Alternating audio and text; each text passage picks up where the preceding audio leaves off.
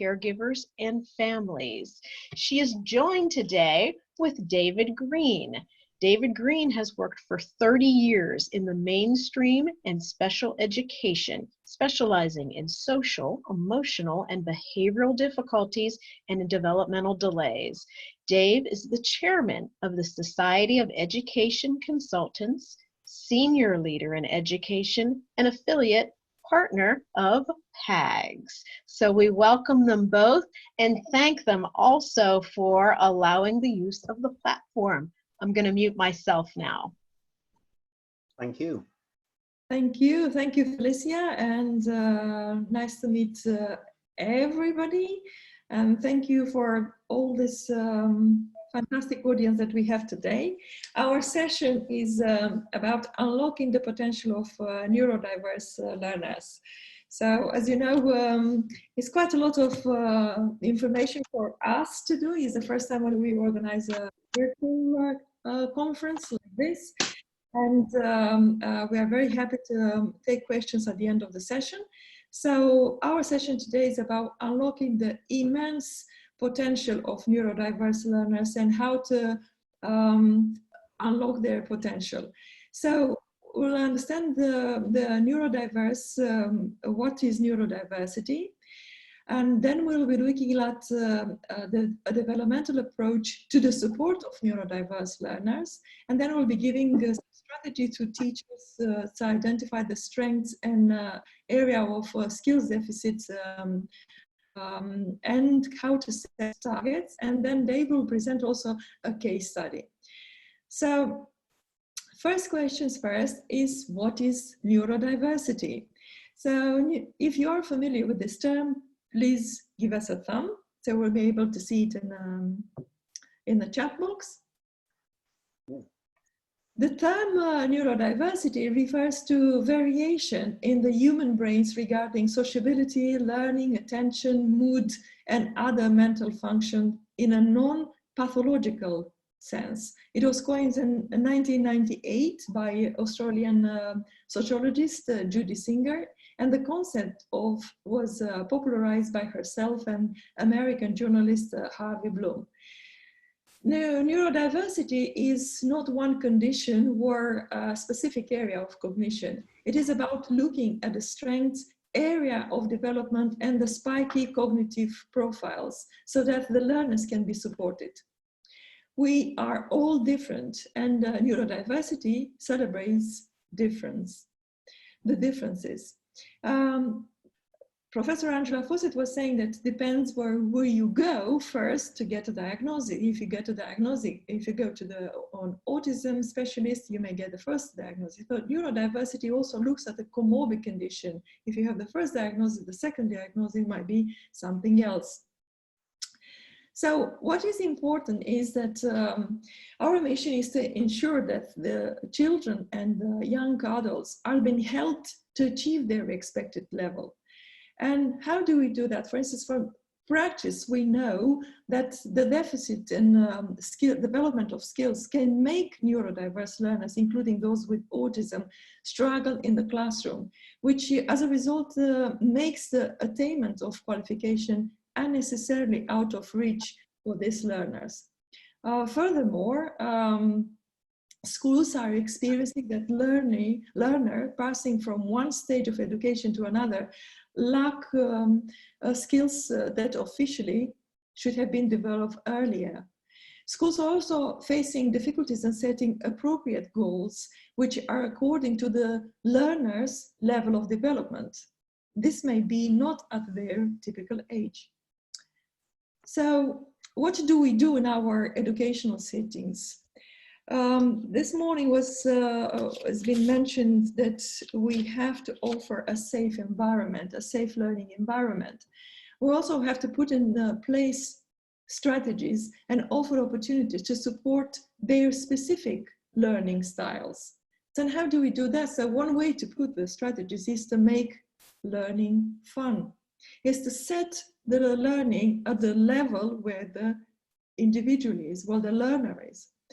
Engagement is vital to learning, memory, and retention. For instance, do you know how many times a child at 5 years old laughs a day? Research says that is 200 times. So if we divide this by 10 hours, so it might be 20 laughs per hour.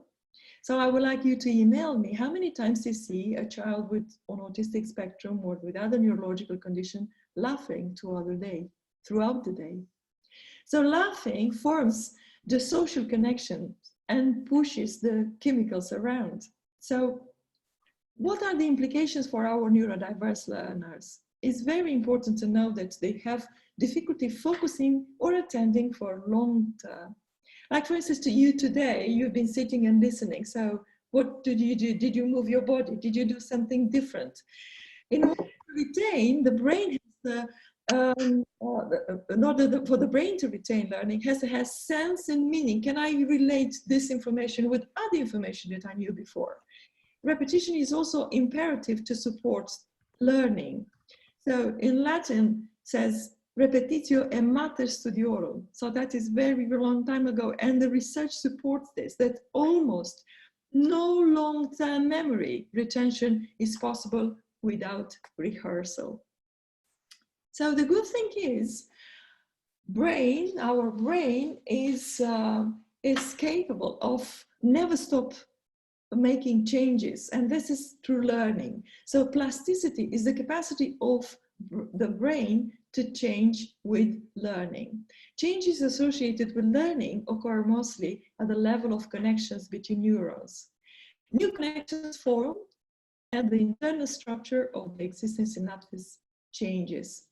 So under the certain condition, and I'm talking now as a teacher, these certain conditions are the optimal environment that we offer, or at home as a parent, wearing the coat of an educator, this dendritic spines that forms and make contact and grow and form new pathways. So brain changes also need to be maintained by practice.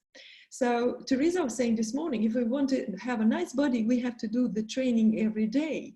If we want to become emotionally stable, we have to practice that every day. It's anything that we have to do. It is about this maintaining a routine and maintaining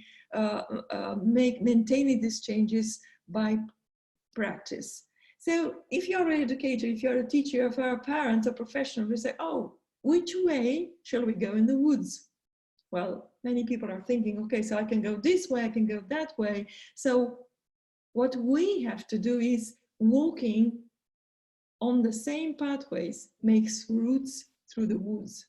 So it is important to form these neural pathways, and this you form there by engagement, by setting the instructional curriculum or learning or activities at their developmental level.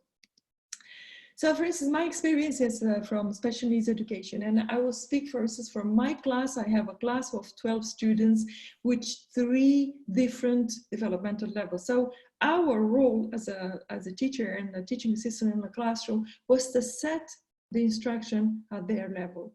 So we're quoting Jordan is, how do we increase working memory? So we play games. So attention is on the top of the scaffolding of learning, we will say. Professor, playing games is probably already know, and I'm just only repeating what you already know. I went to the supermarket and I bought milk. I went to the supermarket and I bought bread and milk. I went to the supermarket and I bought bread and milk and others. But for instance, in story time, it's such a big difference between saying to the students, in between listening and hearing, and also saying to the students, sit still and listen. Sit still and listen is the child can focus only on sitting still and not listening. What does it mean, listening? It means that the child is actually able to give you some information that he's been listening, giving me 5 words at the end of my story. Or if I do a story time, for instance, I can do a visual map with the key characters, or I can use some toy characters. Felicia was showing me yesterday how she does with when she does the teaching with a VIP kit. She's got some toys to alleviate and to eliminate the anxiety and stress. Or we also can play some solving problems. Okay, I can sort my all my shopping in a cupboard, which things are about to expire, which I have to eat first, which I have to throw away. Or I can play chasing game with explicit rules. So what we say from everything what we do, we have to offer this possibility for exploration and discovery. And also I would say, allow them to make mistakes. Students are making mistakes. We are learning from mistakes. And then every change is an opportunity for learning. So we also have to bear in mind that our brain consumes every day 500 calories.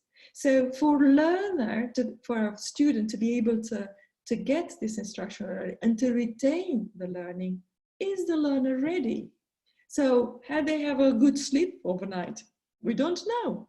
How, because ADHD and ASD students, they have really big problems with sleeping. Is he able to listen? Has he had breakfast? That's very important. The Maslow hierarchy of needs. Is he able to regulate? Is he able to organize? Okay, I took my lunch back, or I know I'm having dinner, or I have a bottle of water next to me, or is the learner remember what they asked to do? So now we are having online learning, and loads of tasks are being bombarded to the parents, and they have to face all this time, as well as doing their own job. And also, is the learner able to follow instruction, going to the executive functioning? So my talk today stops in here, and I will let Dave explain you a case study and what do we do and what kind of strategies we can put in place. Thank you for listening.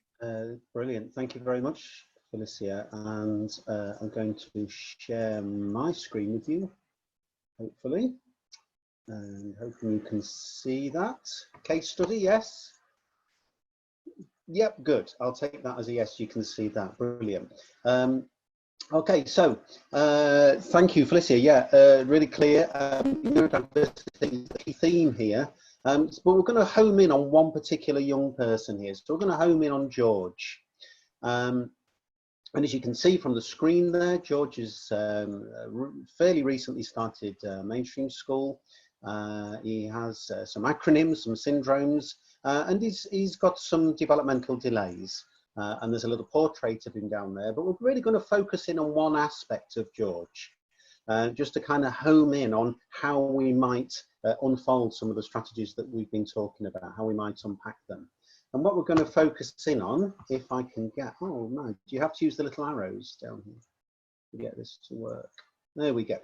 Okay, so what we're going to focus in on is George being more aware of his and others' emotions. So it's about talking about emotions, describing emotions and recognizing emotions. And this is identified as one of the areas that George really needs to develop. Okay, so we have a process we need to go through. Whatever tool, whatever platform we're talking about, we need to identify the process that we're going to go through. So we need to locate all those tiny developmental gaps with George. We need to find out exactly what it is. What is his spiky profile? What is it that he needs to develop? What is it that he does very well? We need to then set some very specific targets, and they're going to be related to those developmental delays that we've already identified. And it's really important to identify really tiny gaps. Not all platforms out there do this. We need a tool, we need a platform that homes in on the tiniest steps. That's really important for George, so we can demonstrate the progress that he's making.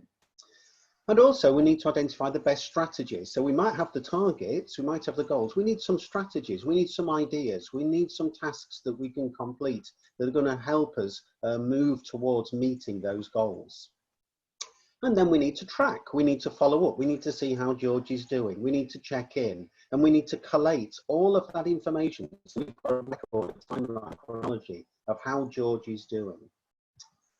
Okay, so that's a little corner of George's map there using our platform. Obviously, we're going to be talking about our platform because we fundamentally believe it's the best out there for doing this kind of job.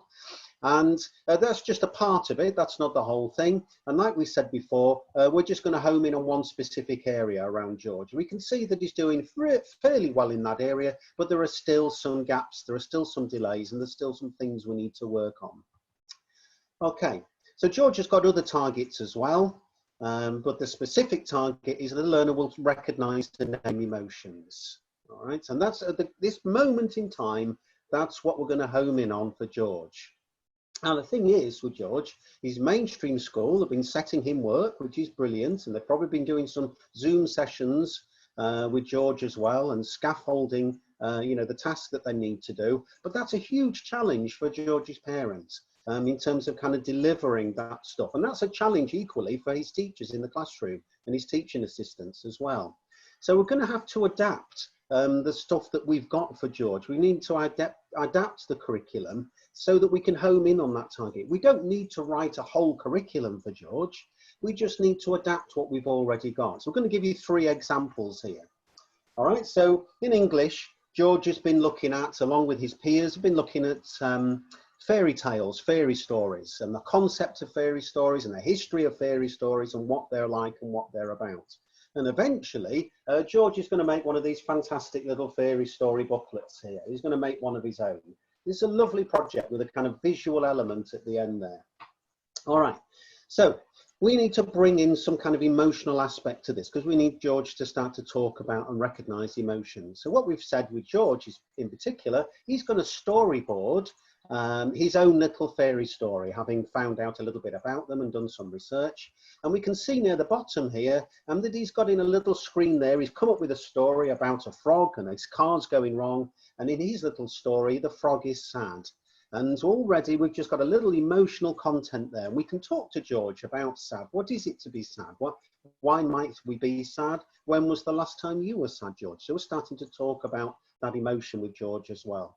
And if we're going to apply the process of mastery to this, then we maybe need to find 3 occasions where George has articulated, has talked about, has expressed the concept of this emotion in order to establish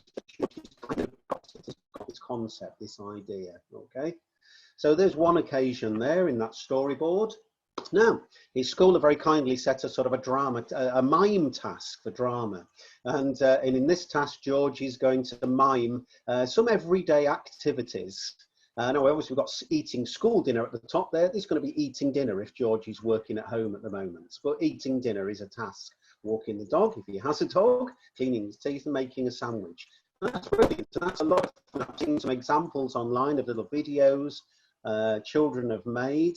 You know, for their schools, that schools have shared with their permission. So lots and lots of good examples. But with George, what we're going to do is we're going to stretch that a little bit further. And you can see along the bottom of the screen there, we've got a range of emotions. And George is going to complete that. He's going to mime, act out those tasks, but he's going to do them in a certain way. So he's going to clean his teeth angrily. You might ask, why are you cleaning your teeth angrily? What's making you angry about cleaning your teeth? He's going to eat his dinner sadly. Why is he eating the dinner? Maybe it's got sweet corn in it. Nobody likes sweet corn, as we know. So we're going to add in this emotional element with George, and we're going to get George to express and talk about these specific emotions that we've identified. And maybe again, George can talk about a time in his life when he was angry, or when he was sad, or when he felt anxious. So we're starting to relate these emotions to actual life events of George. So we're making it real, like we said before. We're making it relevant to George. Okay, we can film those, and we can also we can collate all the evidence from this stuff, which we're going to come to in a couple of minutes. History is a little bit my sort of subject. I'm looking at the history of the first metropolitan police, the first police force in the world. So what we're going to do, George, is to go to personalise, and we're going to make it try to get George to empathise to use the emotions. So what George is going to do is he's going to imagine that he's been the victim of a crime in 1828, just before the police force is brought into being. So there isn't a police force to help him, and he's had his pocket picked, all right, Oliver style. So we're going to get George to empathise with that. We could get George to write about that, or act out a little scenario, or simply to talk about it, and we can record what he says. There's lots of ways of doing this, but George is just going to try to articulate the feelings that he's going through as a victim of a crime where there doesn't seem to be anybody professional to help him. And this will meet the requirements of this part of the history curriculum, but it will also bring in those target areas for George as well. Okay, so what's the online platform that's going to collate and bring all this stuff together? Well, it's PAGS is what we're talking about, and we're going to come to what that is in a moment. So one of the things it does, obviously, as we said before, is it responds to, to the assessments that we've done. So the online tool will check in with us, and it will ask us a few questions about how George is doing. So we've already got all those assessments where we've mapped out George's developmental delays, but we need to check in every now and then, and that's what PAGS will do. It will check in with us. It will ask us, how's George doing in those specific areas we targeted, and has he moved forward a little bit.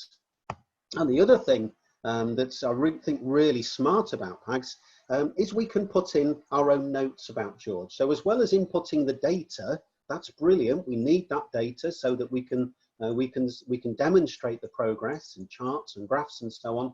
But it's really nice to be able to record how George is doing. So we put in some notes about George. He worked on his book design, and he talked about and expressed some of the key emotions that we put forward there, and those are locked into the online tool alongside the data that we've inputted.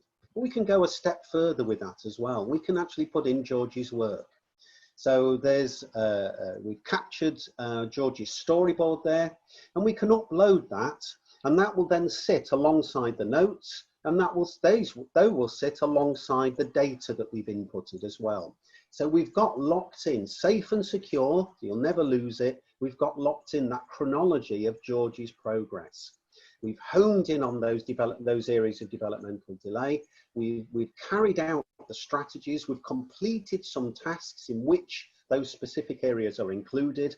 And we've then collated the evidence and put it all together with the data.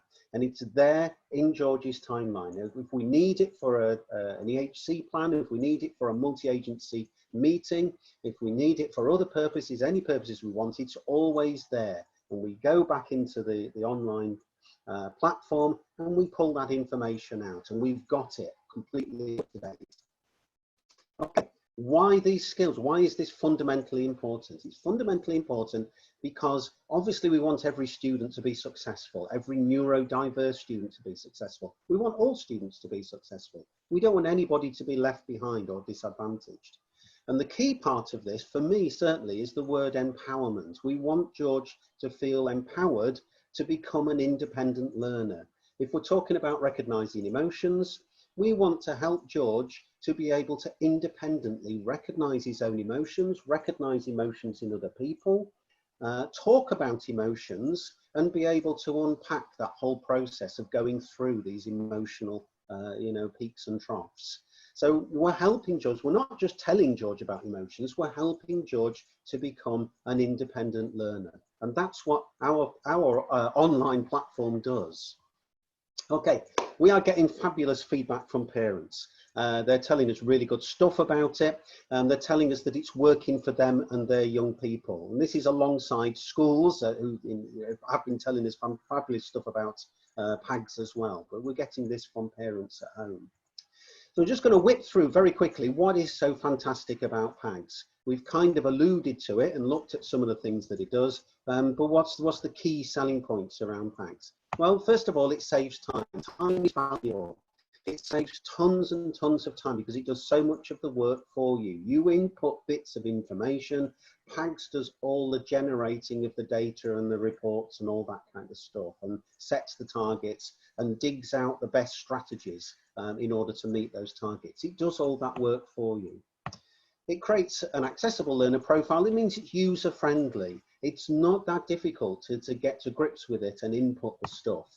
Measurable targets, really important. Small steps, like we said before, some platforms out there miss out some of those small steps. PAGS doesn't. It homes in on the tiny developmental gaps that we need, because if we miss those out, we're missing out big chunks, and we're going to have to go back and sort those out anyway at some point.